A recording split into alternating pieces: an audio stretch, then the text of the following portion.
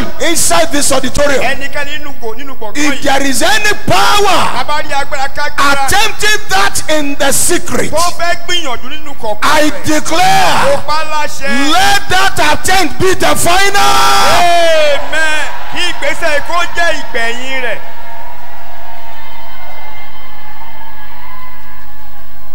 The ants that took the 3 Hebrews into fire, no opportunity again.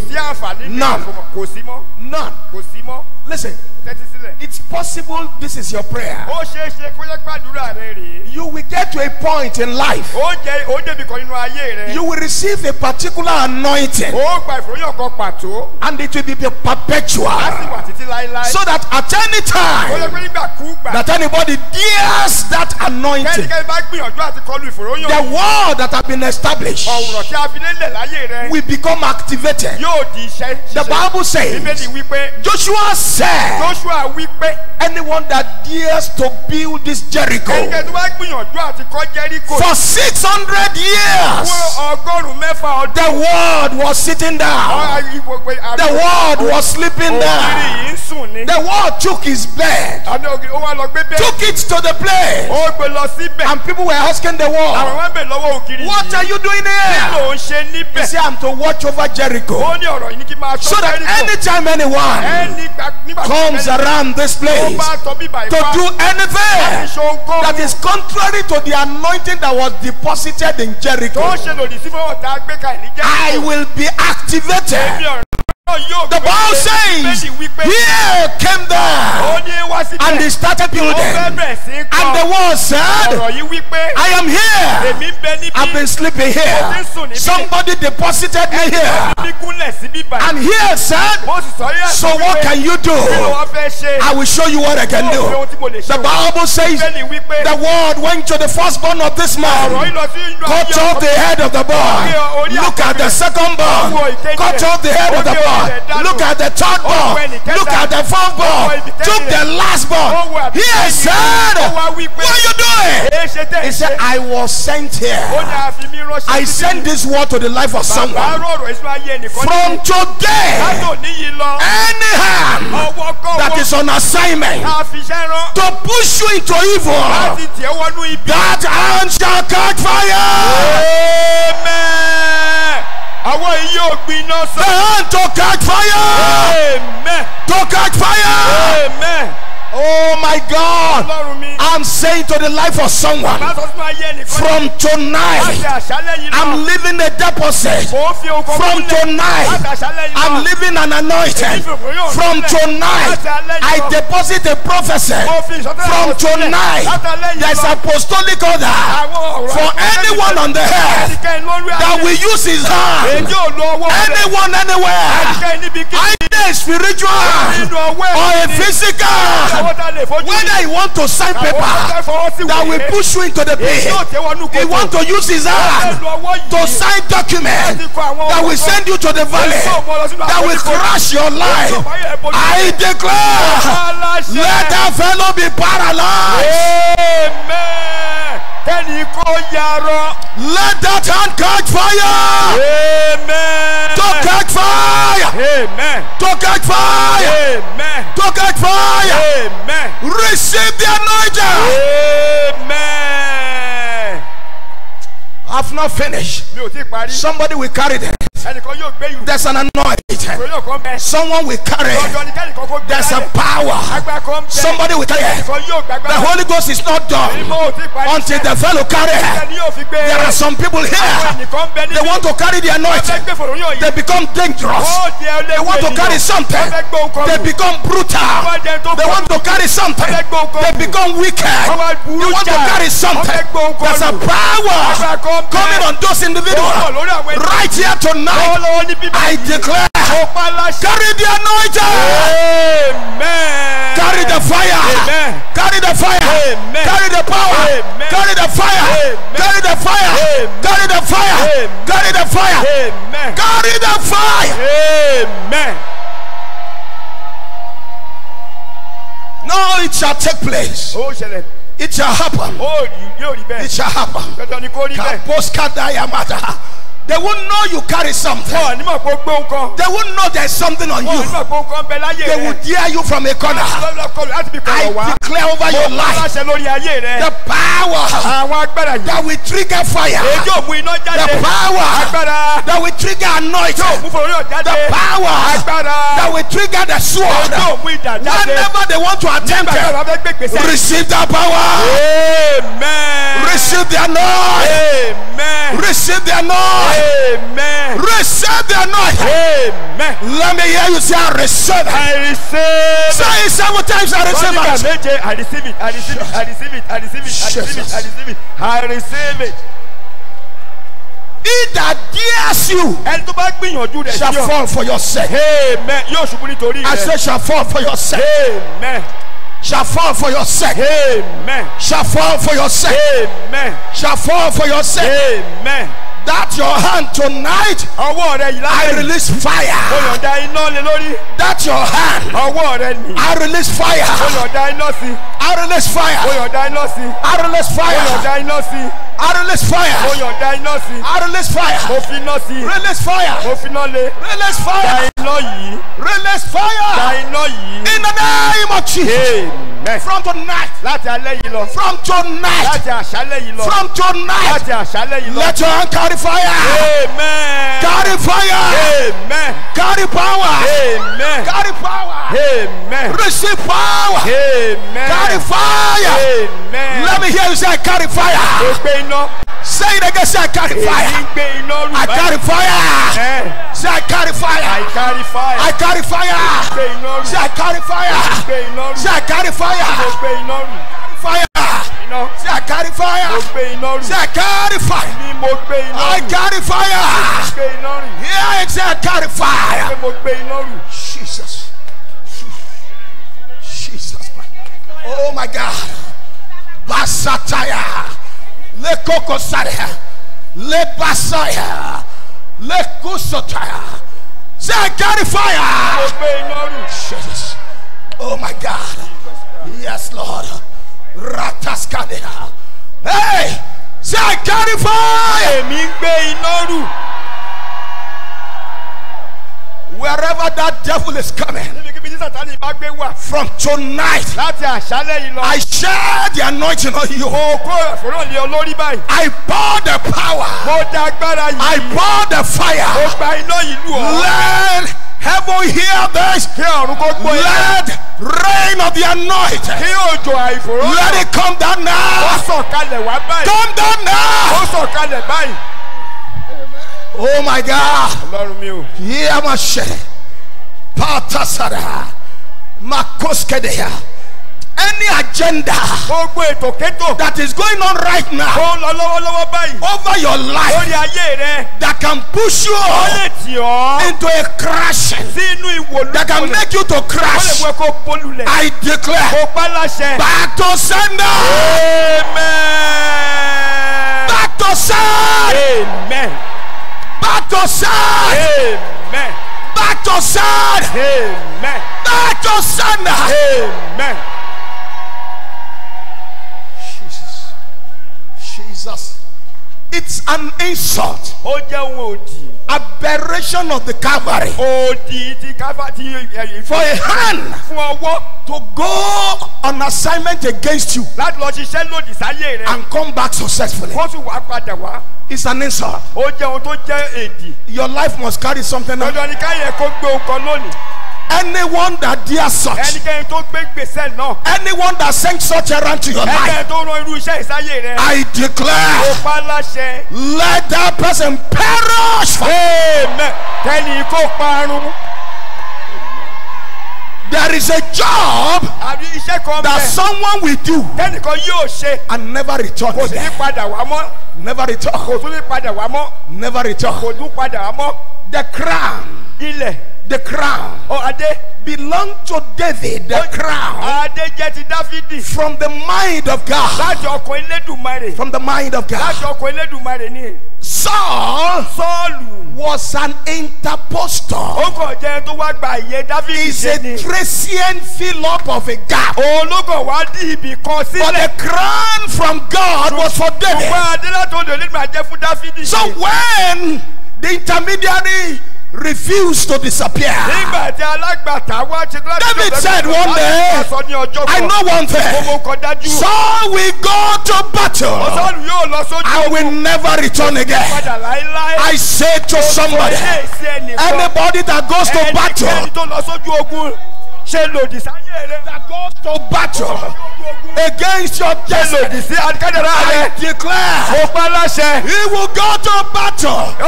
He will never return. Amen. Never return. Never return. Amen. Never return. Amen. Never return. Amen. He will go to battle. He will never come back. He will go to battle. He will never resolve it. He will go to battle. He will never recover. He will go to battle. He will never come back. He will go to battle. He will never say again. He will go to battle. Amen. He will die in battle. Amen. I say we go to battle. He will never return. Let somebody say, Lord, amen. Amen. Jesus. You carry the anointing. A day will always be a day that the anointing just come on you. It's just like if anybody is daring me. You dare it, you go for it. It's not by power nor by might. It's by the anointing. And when you have something, that's why Peter said, silver and gold is not in our pocket. We don't have it in the pocket. But there's a dangerous thing there. We have a powerful thing there. There's something brutal. Oh, there's something explosive. We carry something. Oh, we carry fire. We carry power. Oh, we carry glory. You may see us as earthen vessel. We look like earthen vessel, but there's a golden substance inside the earthen vessel. We carry fire right in our spirit, man. We carry power right in our spirit, man. So anyone that dares us, a power will get out. Anointing will fire out. There's an arrow of the mighty that will come out of our spirit. There's an arrow in our spirit that is hiding somewhere, waiting for somebody that will dare. We are carrying it right now. It's inside our heart. It's inside our spirit. So when somebody dares, the arrow will come out. The fire will come out. The power come out. Anointed fire. They come from our spirit. I said to someone, carry the power.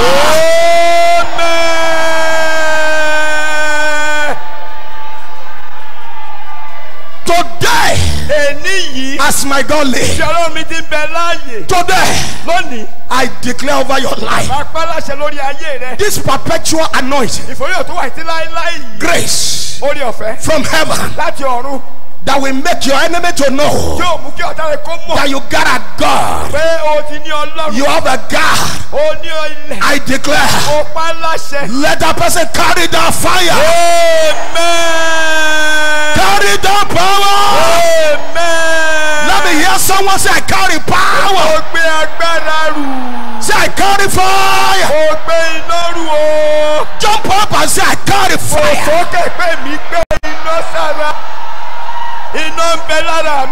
Glory to God. Shout hallelujah. Hallelujah. The devil is a bastard. Occasionally we come to the presence of God. We come to the presence of God, when we come to his presence, we carry his power. The Bible says in his presence, fullness of joy, fullness of power. The Bible talks about the spirit of gladness. That spirit of gladness, that's the spirit of God. That's the anointing. When we come to his presence, we are fortunate. We encounter that power. We are fortunate. The anointing comes on us. We are fortunate. The fire follows us. We just get the fire. We just get the power. We just get the anointing. We just catch it. We just catch it. And there's nothing the devil can do about it. The number of you that is saying amen today, as my God led, carry the fire.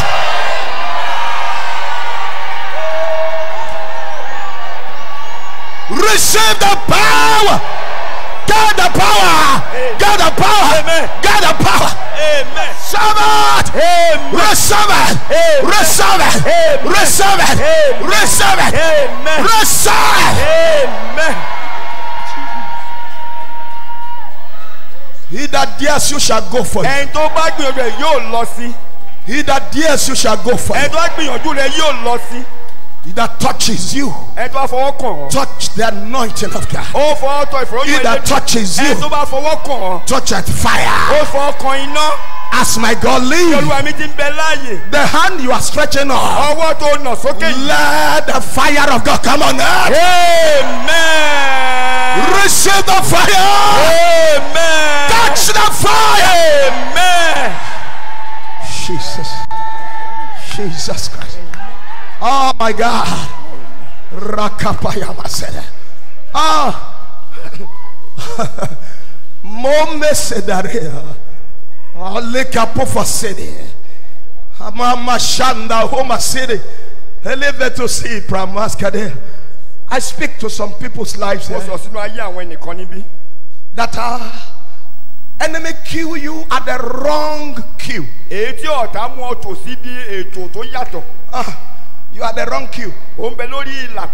Number 71. On the wrong queue. You are fortunate. A voice came to you and whispered to you, this is a wrong lane. And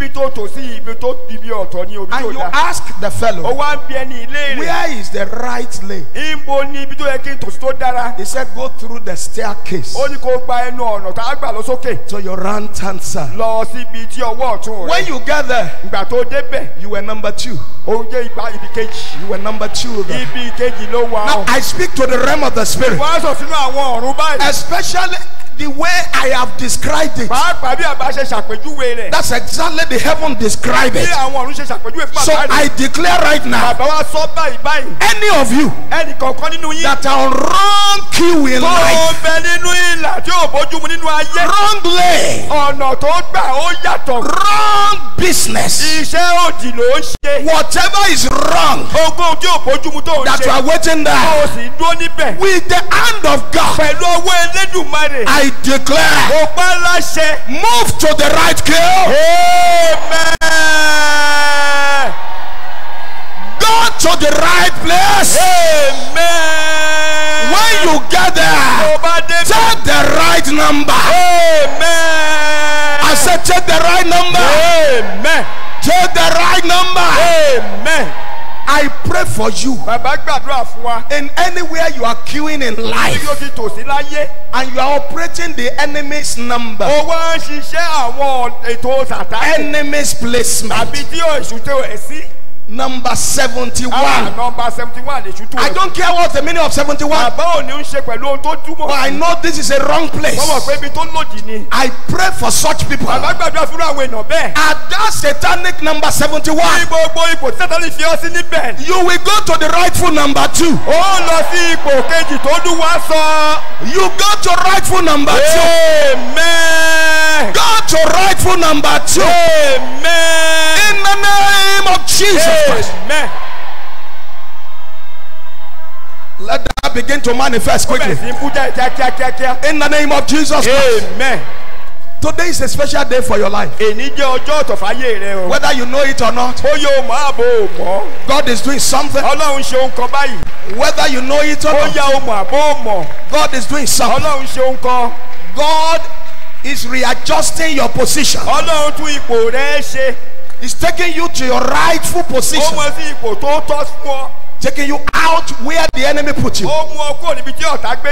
You are adjusting in the name of Jesus. Amen. I say you are adjusting in the name. Amen. You are adjusting in the name. Amen. Let somebody say, I'm adjusting. Let me hear you say, the hand of God is adjusting. Hand of God is adjusting. In the name of Jesus. And you will see only a bottle of oil. Only a bottle of oil will turn you to a oil dealer. One bottle will now turn you to a oil dealer. And people will ask, are you sure it is that one bottle that turns you to what you are? They say, well, a voice said to me, keep on pouring. Just keep on pouring. And I find myself a oil dealer. I kept on pouring. Lift up your hand. One little thing, let it multiply glory into your life. Amen. One little thing to bring multiply glory to your life. Amen. Let my God open that door. Amen. Open that door. Amen. Open such door. Amen. Let me hear you say the door is open. It shall open to your life. Amen. I say it shall open to your life. Amen. It shall open to your life. Amen. In the name of Jesus Christ. Amen. As my God lives, anyone that is profiting with your favor, is using your favor to profit. You are the one that gave favor. It's another fellow that is multiplying with the favor. I removed that fellow from the equation. Do you hear me? I removed that person from the equation.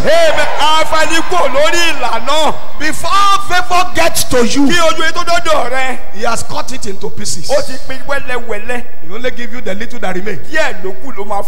And he is swelling. Swelling. And you are going turning. The Lord said to me, he's profiting with the favor of that family. Whether demonic process or a physical process, I declare that person, I remove him or her from the equation. Amen. Every satanic middleman, satanic middleman, is eating far better than you that owns it. You are the one that is doing it. But the thing is stopping at his own desk. It's a satanic middleman. Satanic middleman. Wherever the fellow may be tonight. Maybe it is because he is still in the equation. The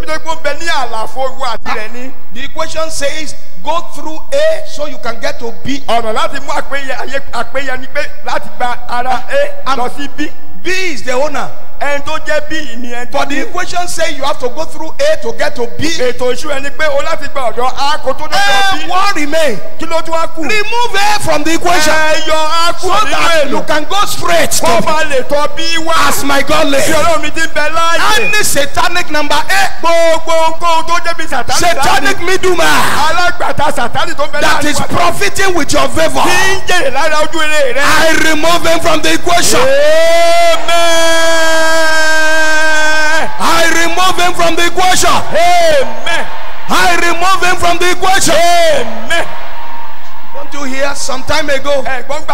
They said they gave amnesty to some people. They gave them amnesty to give them salary on monthly basis.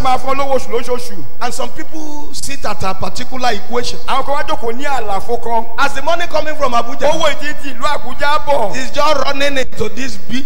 It's just getting into their pocket. The people at the other hand. You said something from Abuja, but the thing didn't get to us. Satanic middlemen. I pray for you. Any of you that is a victim of satanic middlemen or middlewomen, those that are standing in between and they never allow your glory to get to you, with the statement tonight, I remove them from the equation.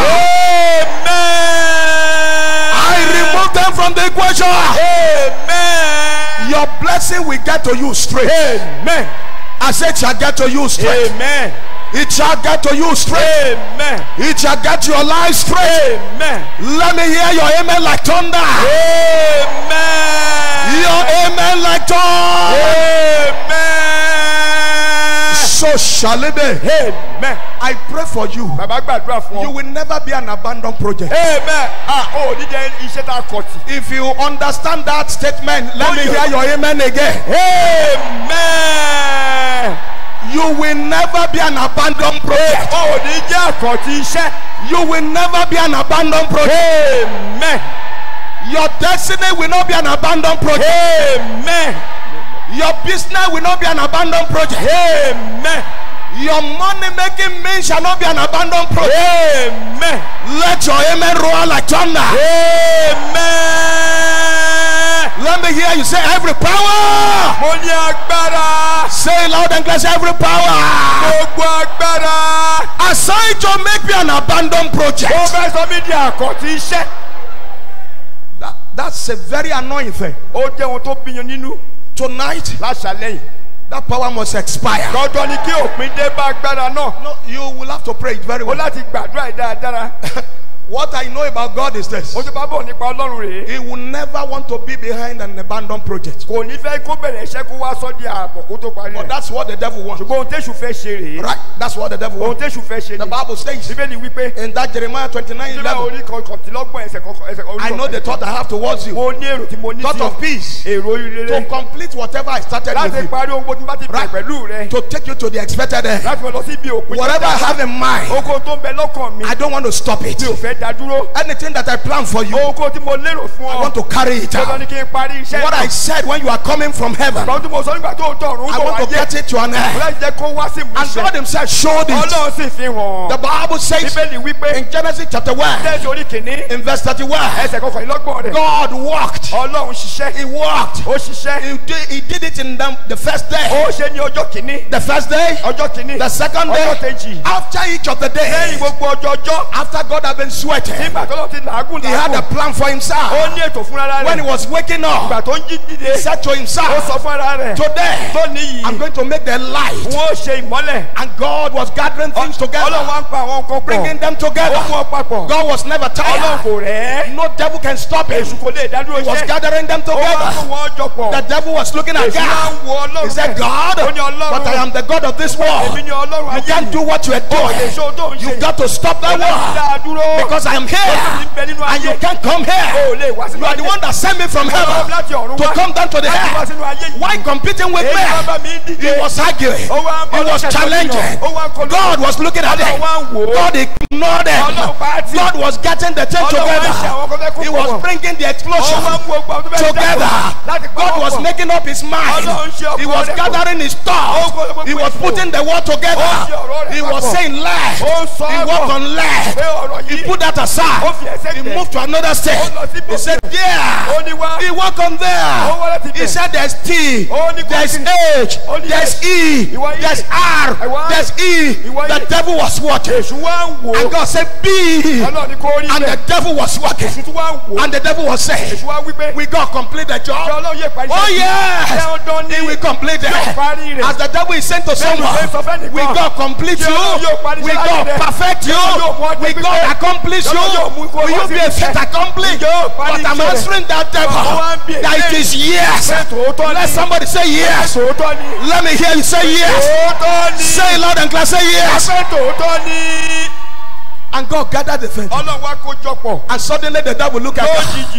And God said, let there be. Where is the devil that will stop God? Where is the enemy that will hinder God?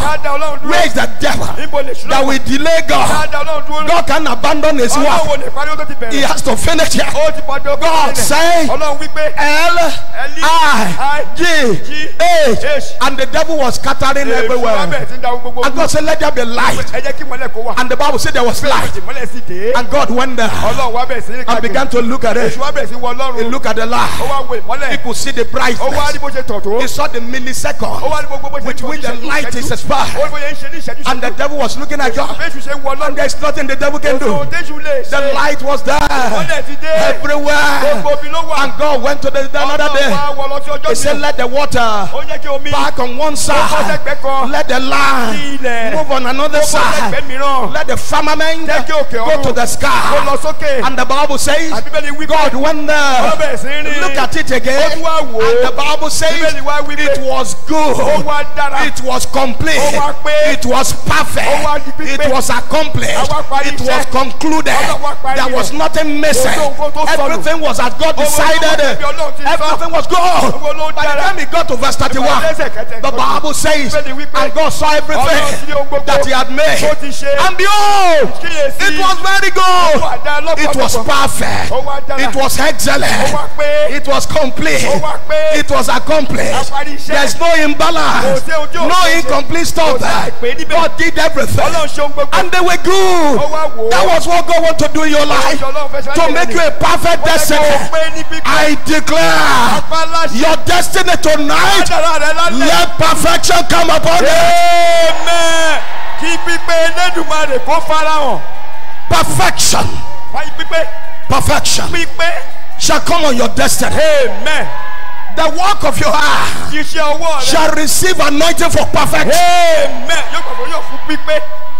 You will not become abandoned. Don't you see what happened to Samson? In Judges chapter 16 verse 20. The Bible says he wanted to go out like other times. But the Bible says he was already abandoned. God has finished with him. He has cooperated with the devil. Enemy has done a perfected work over his destiny. He shook himself. The enemy has done excellent job. He couldn't move out. Abandoned project. The anointing on him became disabled. The prophecy over his life became a failure. What is supposed to be on the face of the earth become paralyzed. Despite that God has a good time. He has a good thought for him. But he could not finish it. He said, and she said, that's Delilah, agent of abandonment. The spirit of an incomplete glory that was saying to him, the Philistine be upon thee, Samson. And he awoke out of his sleep. He thought that the project was still going on. And he said, I will go out as at times before, and I will shake myself. Oh, but unfortunate, he didn't understand. It's unfortunate. He didn't know that the enemy has succeeded. He didn't know that the devil has made him an incomplete project. He didn't understand. Enemy has disabled him. He didn't know the devil has paralyzed the destiny. He wished not that the Lord was departed from him. I pray for someone. Every power that is assigned to disable your glory, I declare, let spirit of paralysis come upon her. Amen. Let them be paralyzed. Amen. You will not be abandoned. God was saying, he was talking about David. He said, I will not take my mercy away from David. kúrò nínú ayé Dáfídì. Something was terrible there. ohun kan ó lágbára níbẹ̀. Readers of the Bible. pé àwọn tó bá ti kábìrì. God said, Ọlọ́run wípé. I will not take my message mi ò ní máa nú mi from David. kúrò nínú ilé Dáfídì. Who can complete it for me? táwọn lè parí fún As I did what? gẹ́gẹ́ bí mo ti ṣe kíni. As I did gẹ́gẹ́ bí mo what? ṣe kíni. He said, I won't take it from David. ó ní mi ò ní mi kúrò Dáfídì. As I did it from gẹ́gẹ́ bí mo Saul. ṣe kú Sọ́ọ̀lù. I took my ó ní message mo mú àánú mi from kúrò. Saul. ayé Sọ́ọ̀lù. And the moment that instrument was removed, kéde tá a mú ohun èlò yìí kúrò. abandonment happened. iṣẹ́ ẹ̀kọ́ ti ṣẹlẹ̀. Let me tell you something. jẹ́ n sọ kọ fún ọ. Destiny kádàrá. is a supernatural product. ó jẹ́ iṣẹ́ àtọ̀runwá.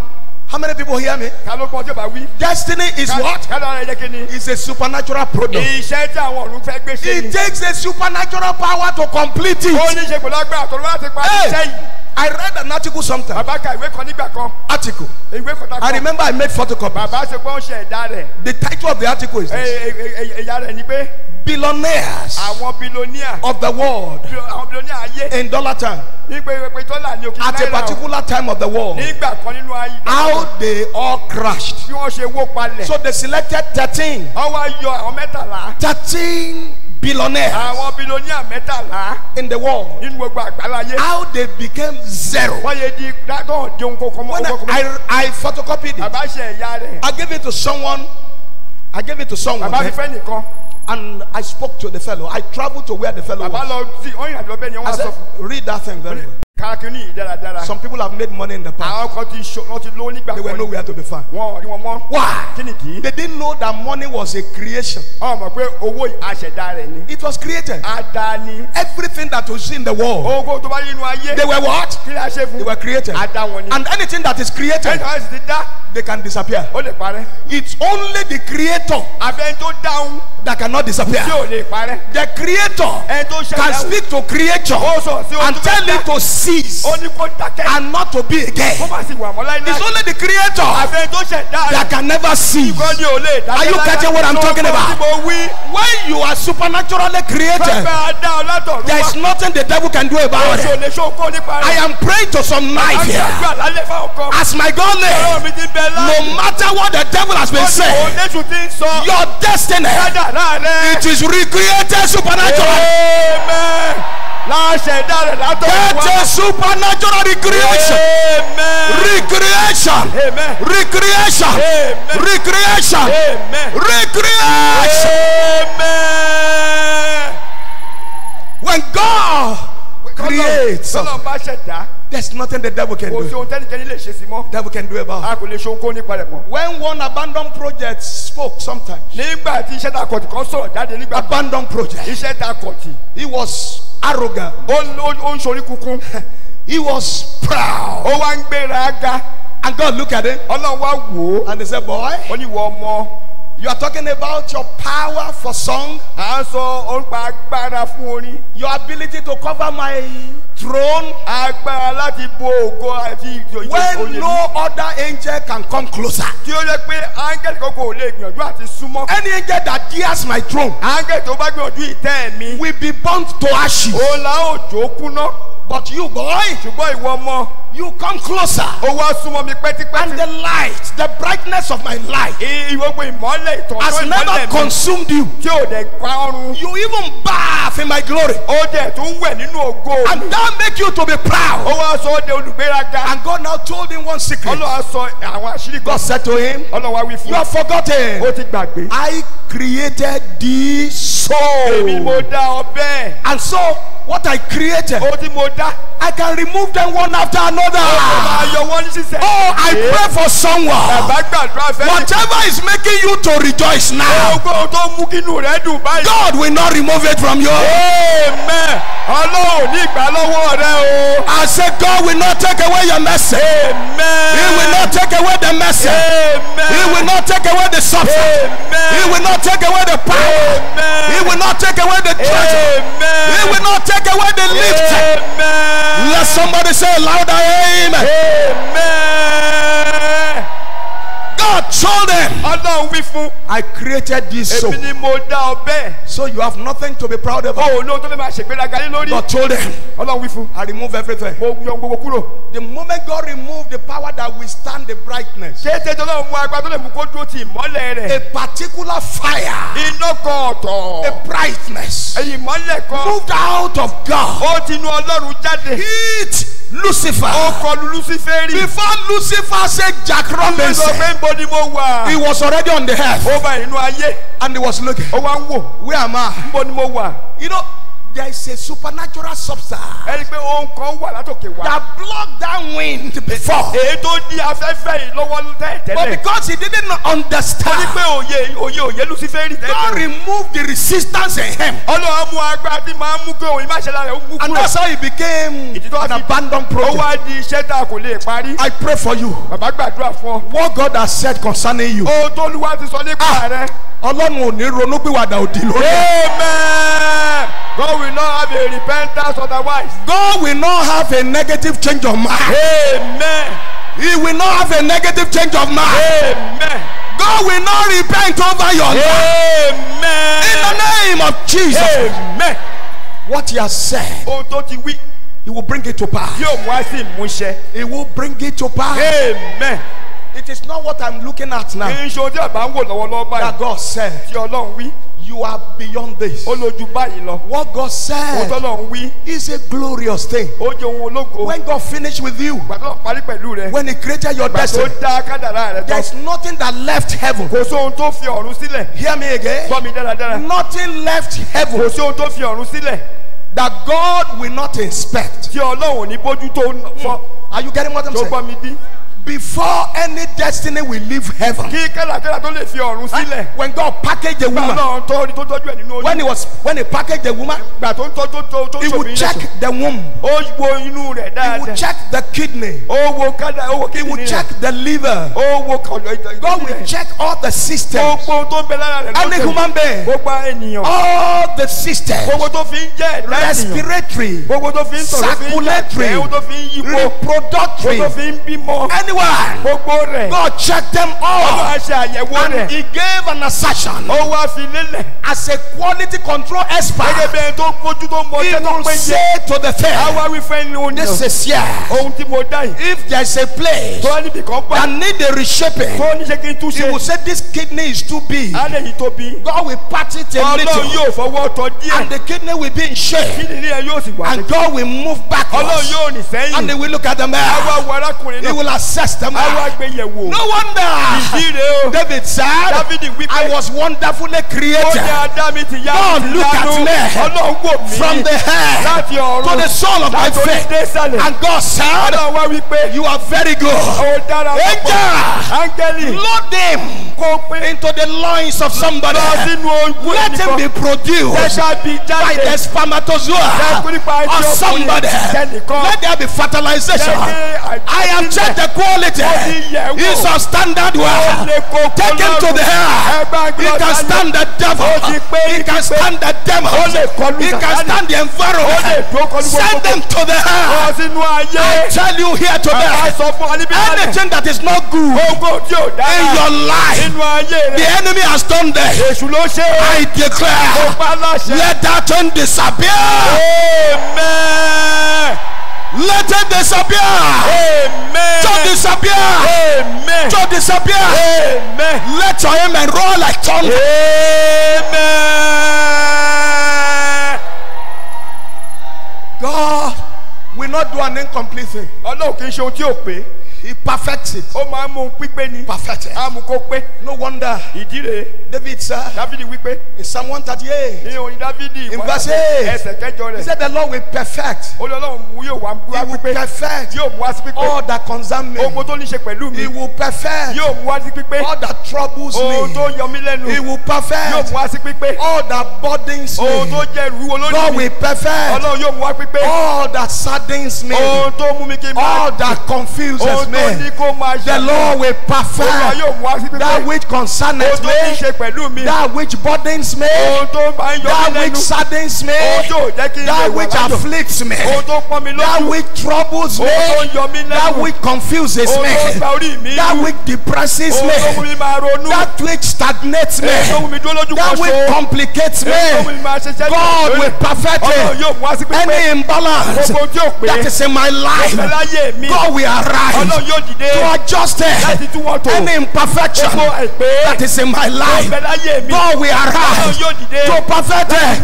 Then the Bible says, it said, the same God in Zechariah in chapter 4, I think in verse 8 to verse 9, the same God that started the building in the hand of Zerubbabel, He will accomplish it, He will finish it, He will perfect it, He will conclude it. No abandoned project. I declare to someone, all the works of your hand, your business, your body, your systems, your fears, wherever you go, where your names are, I declare, whatever you have started, I declare prophetic perfection to come upon it. Amen. Whether the devil like it or God will perfect that concern me. You don't understand something. In Genesis, in chapter 28, in verse 15, the Bible says, you Jacob, you are a project, a divine project. You will never be abandoned. He said, hear this, I am the angel. I'm taking you from this land. I'll take you somewhere. I'm bringing you back here to this same land. That is when my job is complete. You will not be abandoned. He said, and behold, Genesis 20:15, I am with thee. I will keep thee in all places whether thou goest. I will bring thee again. I will bring thee again. I will bring thee again into this land.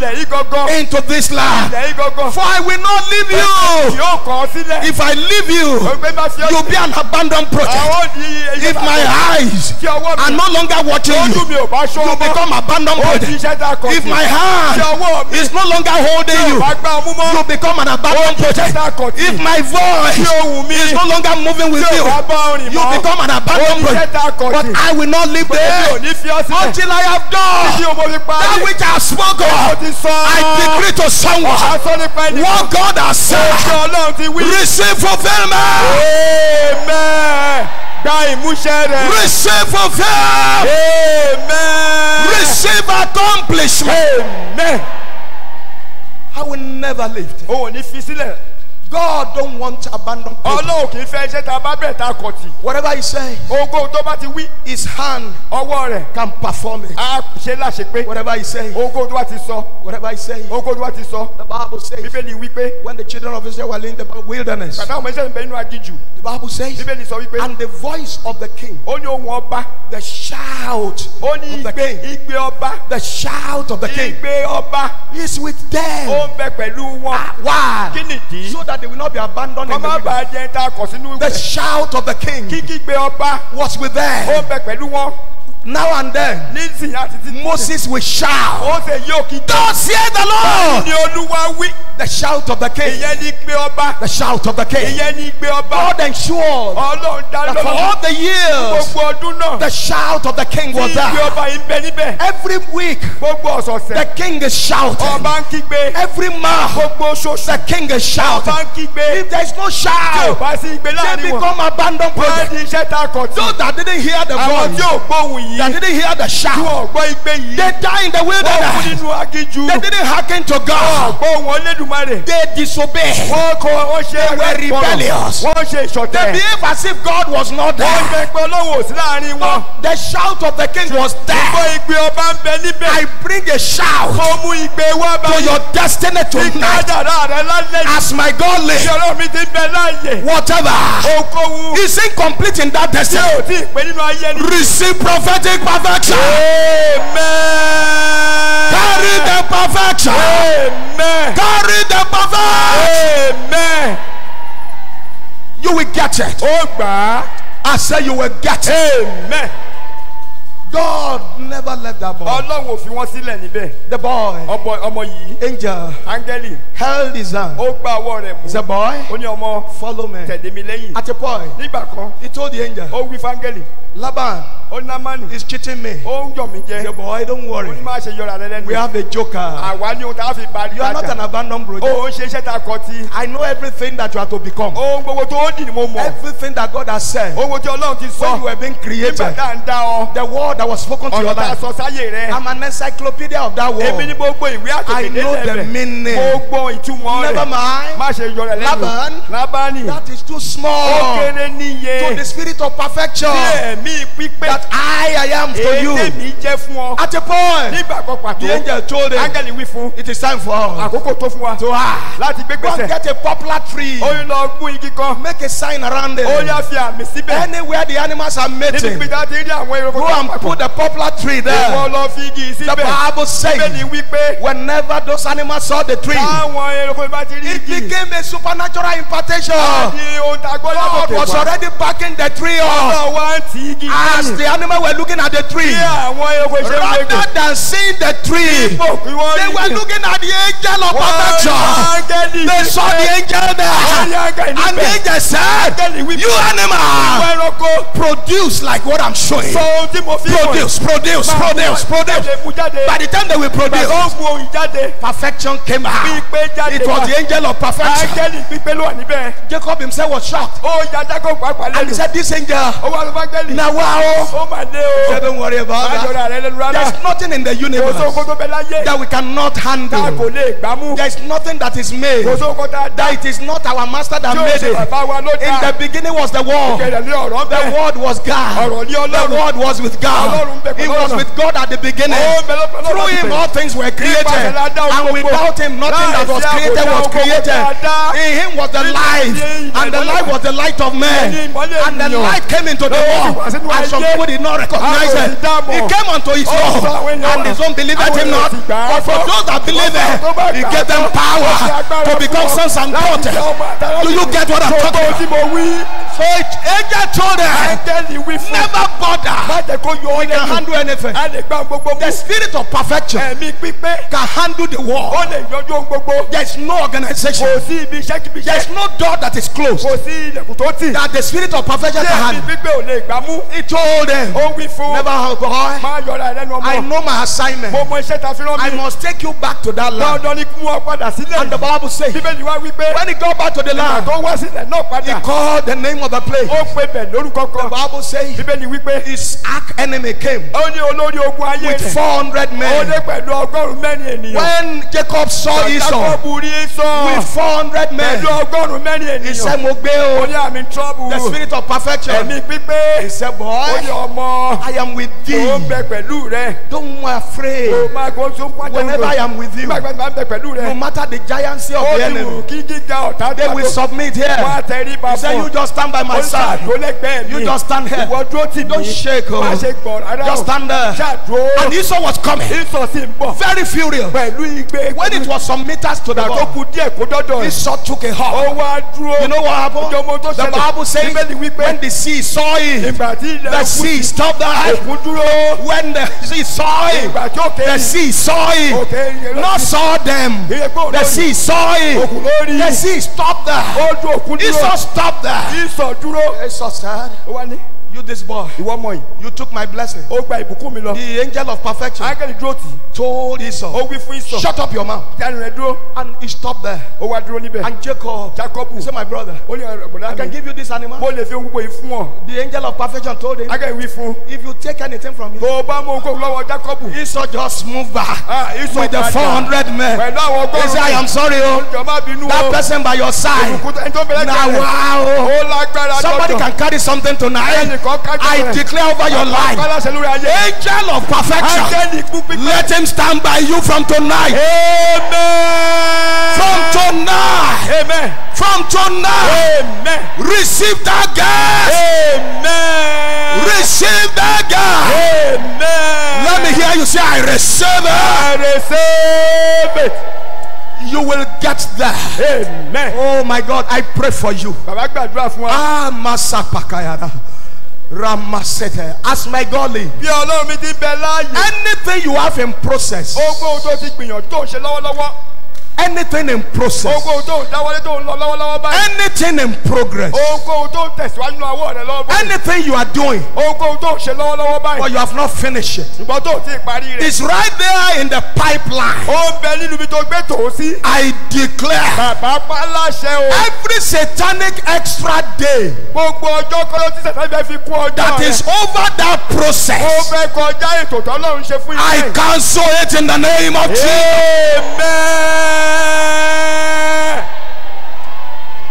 Amen. This must be a bonus for you here tonight. Àfikún lélẹ́yìn ajẹ́lálẹ́ yìí. Whatever you have that is in the pipeline. Ogun tó gbèrò tó ń bẹ lọ́wọ́lọ́wọ́ láti ṣe. Any paper presented anywhere. Gbogbo ìwé àkọjá tó ti gbé lọ síbi iṣẹ́ lẹ́kì ibi iṣẹ́. Anything Ogun that is in process tó now. ṣẹlẹ̀ lọ́wọ́lọ́wọ́ báyìí. Anything they are telling you, come back tomorrow, come back tomorrow, come back tomorrow. Wá lọ́la. I declare, Bàbá pa láṣẹ o. let prophetic perfection move it on your behalf. Amen. Wípé wòlíì kò dá sọ̀rọ̀ náà. I pray for you. Bàbá gbàdúrà fún wa báyìí. Whatever Ogun will take years to finish. yóò gba ẹ̀mẹ́yẹ ọdún láti parí. Anything Ogun that will take several months to ó lè finish. gba ẹ̀mẹ́yẹ oṣù kó tó parí rẹ̀. I pray for you. Mo gbàdúrà fún ọ. Kabasede. Mapasadaya. Mysterious. Lọ́nà ìyanu. Mysterious completion. Lọ́nà àdìtú ní pípé rẹ̀. Just go ahead saying amen. On your own. Amen sir. Don't worry. Okay sir. I pray for you. You will get a miraculous completion. Amen. Miraculous completion. Amen. Miraculous completion. Amen. Miraculous completion. Amen. Whatever you are doing now that is dragging over and over, it's just dragging. It's dragging. You are not finishing. People are almost asking you, when will you finish this thing? You've been on it for all this while. As my God live, an anointing for a miraculous conclusion, let it come upon that Amen. In different offices, in different organizations, in different units Amen. of the system, of your system, Amen. of your organization. Amen. I declare miraculous acceleration that we hit completion very quick. Receive it in the name of Jesus. Amen. Receive it in the name of Jesus. Amen. Receive it in the name of Jesus. Amen. Receive it in the name of Jesus. Amen. The Bible says concerning Zerubbabel, Bible says there's a particular spirit that will shout grace, grace for accomplishment. There's a grace with which we accomplish that will make you to complete, and people will be asking, how did you do it? How come that your completion is so quick? How come that is so mysterious? What about step A, step B, step C, step D? What about all those steps? Who crash the steps for you? I pray for you. All those satanic steps from step 1 to step 30, I pray as my God live, let all those steps be cancelled for you. Amen. God shall waive those conditions. Amen. I said God will waive the conditions. Amen. God shall waive the conditions. Amen. God shall waive the conditions. Amen. In the name of Jesus. Amen. You will not become abandoned. Amen. Your prophecy will not be abandoned. Amen. Your dream will not be abandoned. Amen. Your destiny will not be abandoned. Amen. You will not become a Saul on the way. Amen. You will be a David on the way. Amen. You will finish your race well. Amen. Delilah will not shave your hair. Amen. In the name of Jesus. Amen. Spirit of perfection. Amen. Power of perfection. Amen. Anointing for perfection. Amen. Let it come upon your life. Amen. Anything you lay your hand on, Amen. you will prosper there. Amen. You will start it and finish it. Amen. Your body shall not rebel against you. Amen. All the perfection in your system, enemy shall not be able to tamper with it. Amen. Receive that grace of perfection. Amen. Grace of perfection. Amen. In the name of Jesus. Amen. So shall it be. Amen. In the name of the Father. Amen. So shall it be. Amen. In the name of the Son. Amen. So shall it be. Amen. In the power of the Holy Ghost. Amen. Let somebody rise up and shout 7 hallelujah. Hallelujah. Number 1. Hallelujah. Number 2. Hallelujah. Number 3. Hallelujah. Number 4. Hallelujah. Number 5. Hallelujah.